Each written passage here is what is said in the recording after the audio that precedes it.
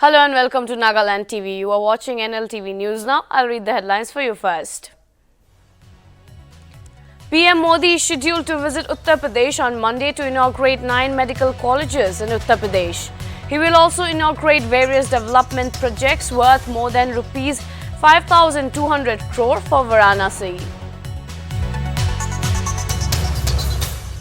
Fully vaccinated travelers who are coming from a country with which India has reciprocal arrangements for mutual acceptance of World Health Organization approved COVID-19 vaccines shall be allowed to leave the airport and need not go quarantine and testing.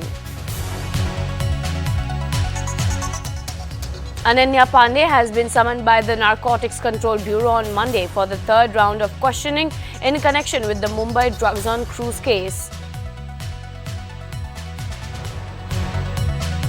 Filmmaker Prakash Jha was roughed up, his face smeared with ink on Sunday when a group of Bajrang Dal members went on a rampage on the set of his web series being shot in Bhopal.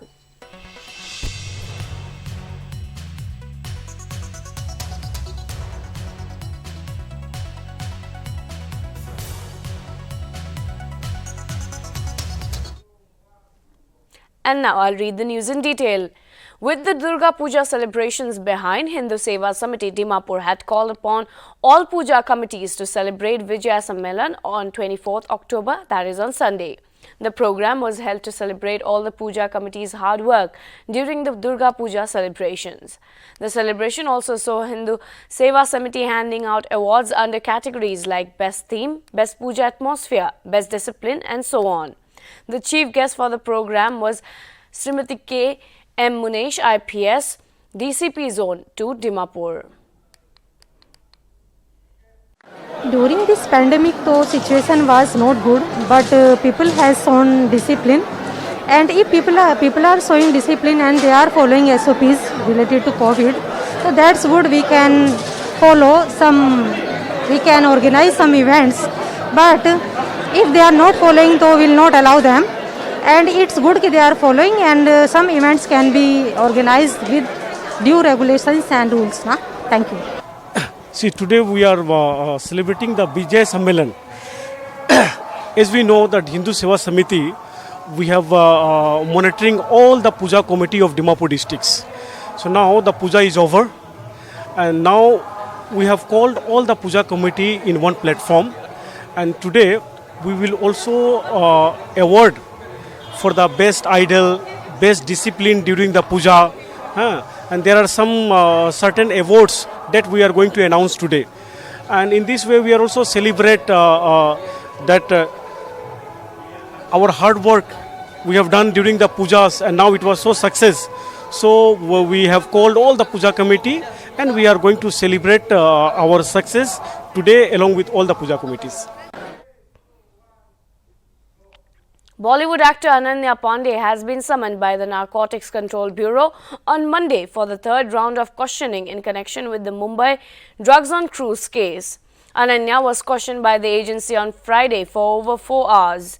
Last Thursday, Ananya was questioned for more than 2 hours by the NCB in the drugs on cruise case after her name allegedly cropped up in WhatsApp chats during the agency's probe in the case in which actor Shah Rukh Khan's son Aryan Khan and others have been arrested.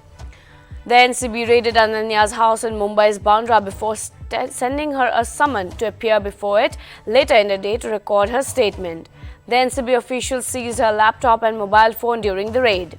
The actor then reached the NCB office along with her actor father Chunky Pandey at around 4 p.m. on Wednesday.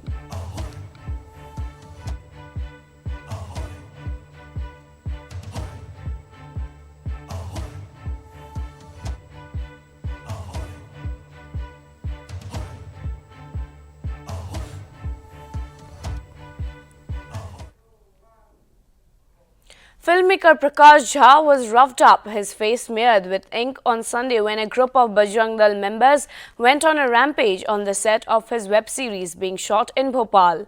The members of the right-wing group chased down the crew team where a crew member was beaten mercilessly with a metal light stand, and the party mob then demanded for Bobby Deol.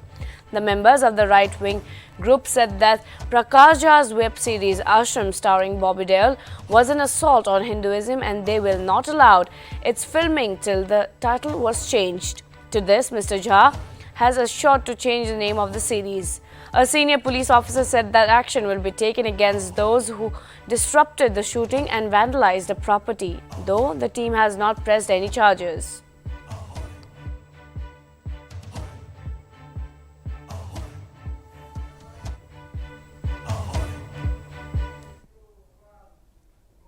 Fully vaccinated travelers who are coming from a country with which India has reciprocal arrangements for mutual acceptance of World Health Organization approved COVID-19 vaccines shall be allowed to leave the airport and need not undergo home quarantine and testing from Monday. According to the revised guidelines for international arrivals released on Wednesday, the Union Health Ministry has said that the travellers will, however, have to produce a negative COVID-19 RT-PCR report.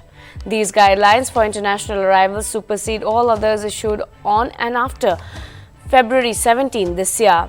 The ministry further stated that in view of increasing vaccination coverage across the globe and the changing nature of the pandemic, the existing guidelines for international arrivals in India have been reviewed.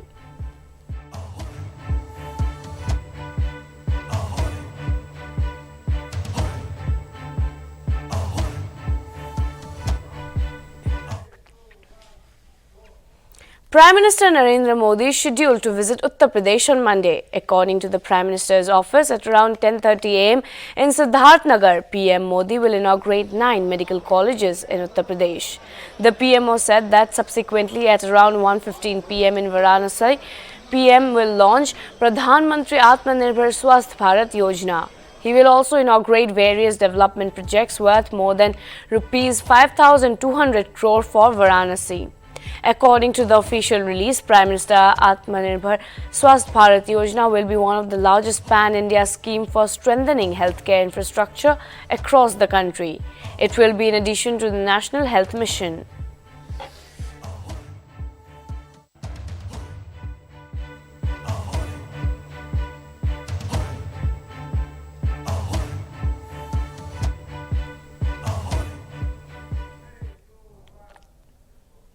India Meteorological Department has predicted that heavy rainfall with thunderstorms will lash in several parts of the country for the next 5 days. During next 5 days, light to moderate, fairly widespread to widespread rainfall with isolated heavy falls. Thunderstorm will be seen over Kerala, Tamil Nadu and South Interior Karnataka. During next 3 to 4 days, similar weather conditions will persist all over coastal Karnataka and other coastal regions like Andhra Pradesh and Rayalaseema during the next 24 hours. Isolated very heavy falls are also likely over Tamil Nadu, Puducherry and Karaikal during October 25th to 26th and over Kerala and Mahe on October 26th. Meanwhile, rain lashed in several parts of Punjab and Haryana on Sunday.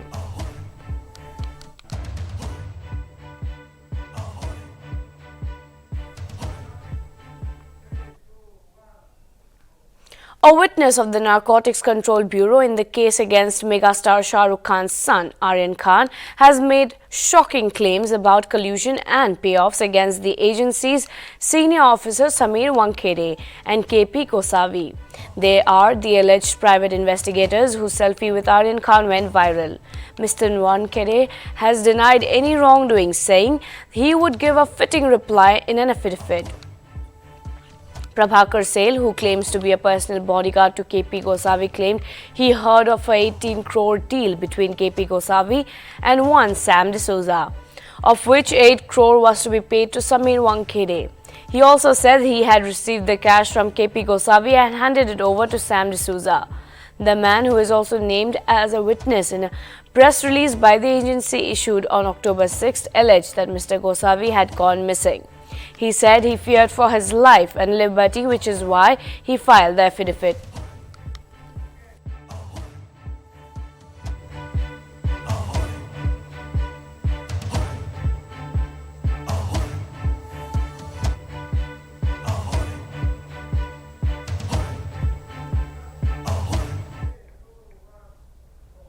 The 4 districts of Kerala has been issued an orange alert for October 26 and a yellow alert to other districts for October 25 by the Indian Meteorological Department on Sunday.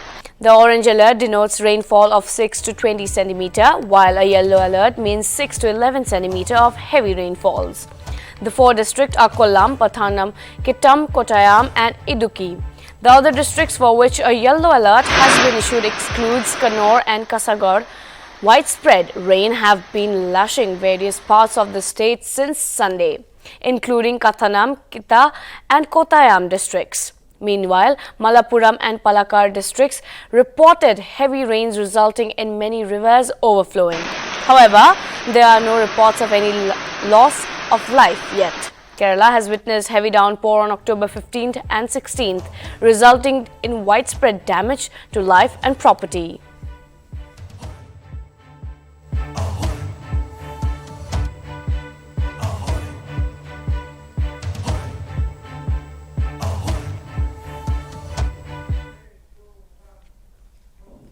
Asserting that sovereignty and territorial integrity of China are sacred and inviolable, the country's national legislature has adopted a new law on the protection and exploitation of the land border areas, which could have bearing on Beijing's border dispute with India. Members of the Standing Committee of the National People's Congress approved the law at the closing meeting of a legislative session on Saturday, state-run Nltv News Agency reported. The law, which becomes operational from January 1st next year, stipulates that sovereignty and territorial integrity of the People's Republic of China are sacred and inviolable. The state shall take measures to safeguard territorial integrity and land boundaries and guard against and combat any act that undermines territorial sovereignty and land boundaries, the report said.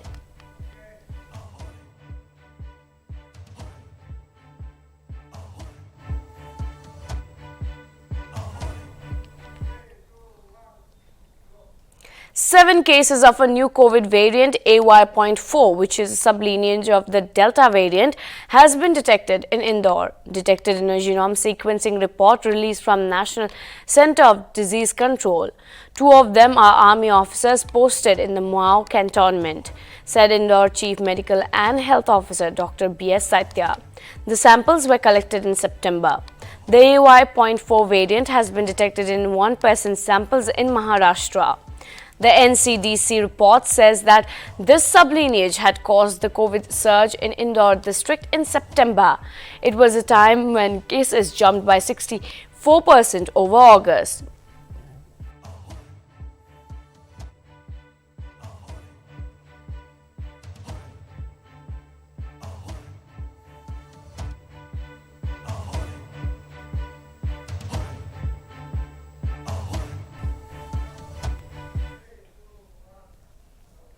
India's first indigenously designed and built aircraft carrier, Vikrant, set to begin its second sea trail off the coast of Cochin on Sunday, propelling India into a select group of countries to achieve the capability to build its own aircraft carriers. The 40,000-ton aircraft carrier successfully completed a 5-day maiden sea voyage in August.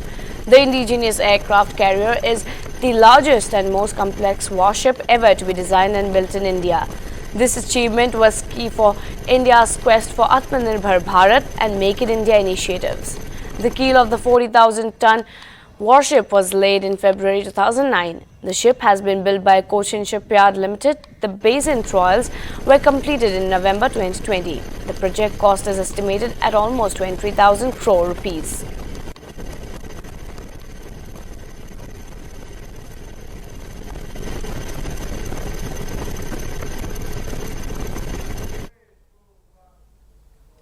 Prime Minister Narendra Modi will be travelling to Rome, Italy and Glasgow, United Kingdom for 29th of October to 2nd November to attend the 16th G20 Summit and the World's Leaders Summit of COP26 respectively. The Prime Minister will be participating in the 16th G20 Summit in Rome from October 30th to 31st, 2021 at the invitation of the Prime Minister of Italy, Mario Draghi. The summit will also be attended by heads of government of G20 member countries.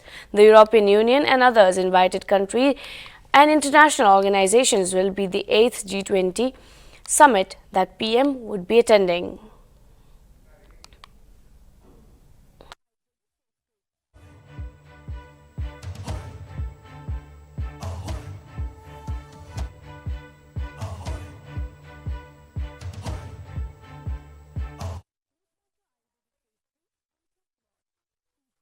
New COVID-19 guidelines to contain the possible spread of virus during festivals. It said that unregulated public movement without duly following COVID-19 appropriate behavior, especially in context of festivities, have often led to upsurge in COVID cases. It set out a list of protocols for the state and UTs to follow in order to curb the virus. The centre said it is crucial that district health authorities keep a strict watch over local trajectory of cases and institute timely and rigorous interventions based on the advisories issued by the Health Ministry and Home Ministry from time to time.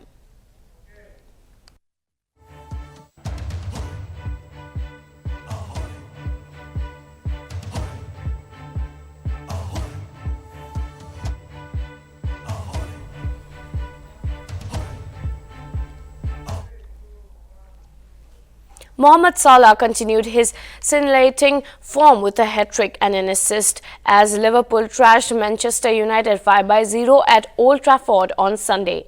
Naby Keita and Diogo Jota added to the score sheet while Paul Pogba went off the pitch with a red card on the 60th minute after a horrendous tackle which left Keita to be stretched off.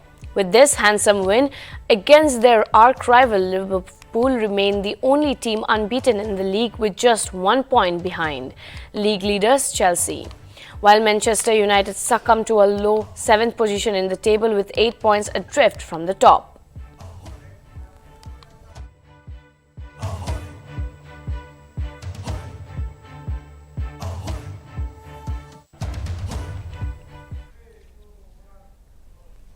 Nagaland Wrestling Association team on Sunday left for Goa to take part in the 9th National Traditional Wrestling and Pan KRA Krashen Championship 2021, which is scheduled to be held from October 28 to 31st. A team of 20 wrestlers, including officials, left for Goa to participate in the event. A total of 16 belt wrestlers, 2 mass wrestlers, including 2 NWA officials, are a part of the contingent. Notably, NWA Technical Secretary Mitwate Hengwang and Women Coordinator Kudukolu Tivadio will lead the team as officials.